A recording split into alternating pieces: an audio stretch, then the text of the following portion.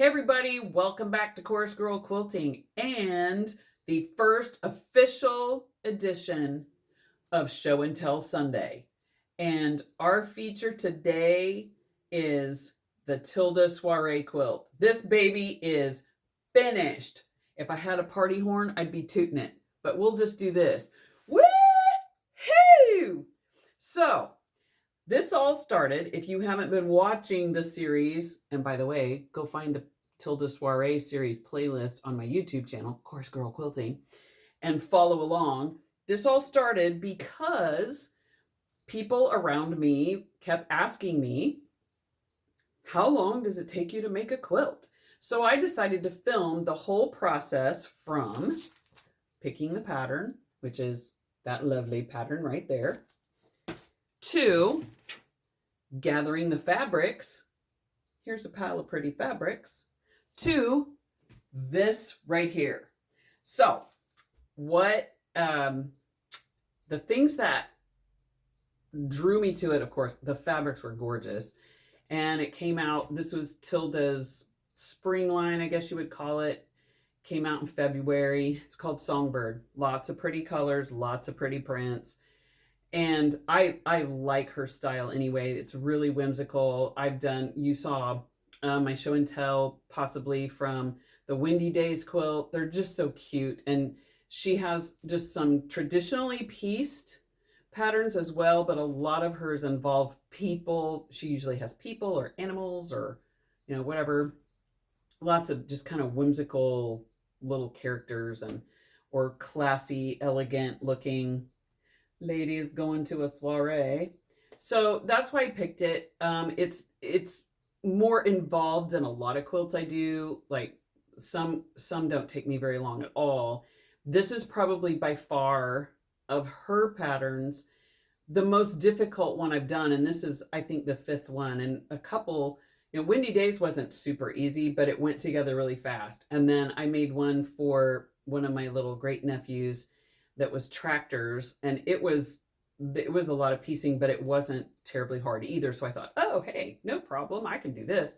And as you saw in the series, if you watched, I had some issues with how the quilt top was hanging or laying, or that it wasn't entirely square and true. And so that happens when you're quilting. Stuff like that happens. And of course, as we got that problem fixed, then we got it onto the machine and everything was looking great. And then we started having issues with the quilting. And again, if you've seen those couple of episodes, it all doesn't go as planned always. And a note about that, I said this in one of the videos about long arming. I saw a comment on a website once where someone was talking about how custom quilting is so much better than doing edge to edge, which is what I do that's what I do most of all of the time. Edge to edge quilting, where it's all one pattern, all one design, all over the quilt from edge to edge. That's why it's called that. How all you have to do, that it was worded like this, basically, all you have to do is tell the machine what to do and walk away. And that is not the case. And the word picture I came up with was, this is the dip. It's not like a crock pot that you can set and forget and come back when everything's done.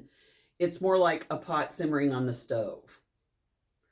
And you can kind of walk away from it, but you've always got to be within earshot or eye shot of what you've got going on the stove, because bad things can happen really quickly. So it's really not the easy thing that people that particular website made it out to be.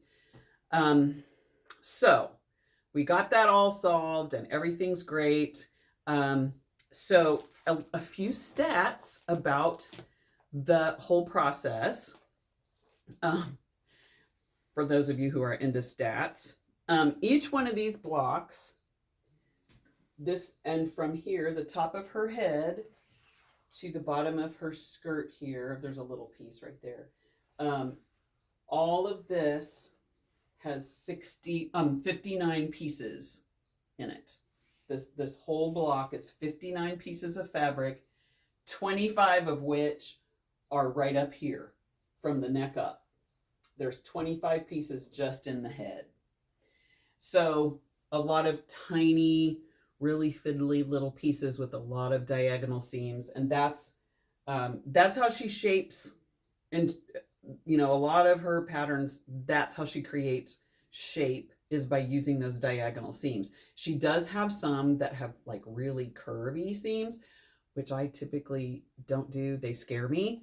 But her new fabric line that I might show you in another video, which is gorgeous, by the way, has the pattern the pattern I decided to do has curved seams. So that may be another challenge video that I show. Who knows? So 59 pieces in the block. There are 19 different fabrics total in the quilt. In a lot of her patterns, each block might have 7 or 8, maybe more different prints in them. This one happens to be pretty straightforward. The the dress part is all one color and the waistband is a different color. And so that did make some of the cutting a lot easier, but a lot of them, you have to look at that diagram closely and make sure every fabric is where it belongs. So 19 different fabrics. Now, from pattern to fabric, cutting, piecing, quilting, and handwork, it took a total of 80.5 hours. So like 2 solid 40-hour work weeks. But I didn't do it like that, of course. And again, the sections that took the longest, and I did them all, you know, we did all the heads, and then we did all the torso, and then we did all the skirts. The head sections took the longest at 12 hours. So those are the stats. I'm going to grab you here, and I'm going to take you over to the quilt so you can actually see it up close a little bit. Sorry, I'm spinning the camera. All right, here we are. I'll step out a little bit from it, and you can see that really pretty fan pattern in the quilting. The light from the window really does highlight that a lot, so it looks really great from back here. And up close, let's just look at this gal with the flowers on. One of the things I'm the most proud of, and really, really glad I did, as I said before, is that I did the fussy cutting and made sure that a lot of my mirrored pattern pieces were as identical as I could get them. And then centering up motifs like this lady right here in this print, making sure she was kind of featured in the middle of that piece. And there's another, and here, this was kind of a happy accident. When I cut this circle out, I made sure to get her face in there, but it landed just perfectly so I could put the button right in the middle. So that's cool. And then for the back, here's a close-up again of the backing material. It's hard to do when I only have one hand. Handyman's not here. So that's the backing, and I tried to fix this where you could see where I put the seam. When I talked about doing the seam in the backing and trying to match up the pattern, I tried to get that pinned up where it could be seen. But just take my word for it. If you didn't know it was there and didn't look really closely, you wouldn't know. So rock on for that. So anyway, there is the Tilda Soiree quilt show and tell. Thank you for watching. Thanks for sending me the messages that you've sent me about how fun they are to watch. I'm going to continue doing this on YouTube. It won't, any quilts I do from now on won't take this long to film. Now that you know the process, I can just say, hey, I'm working on this quilt, and you can come along for the ride. So thanks again for watching.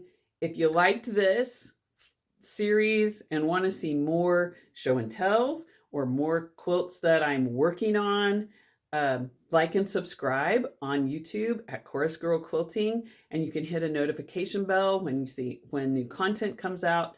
And I'll see you with the next quilt. Bye-bye.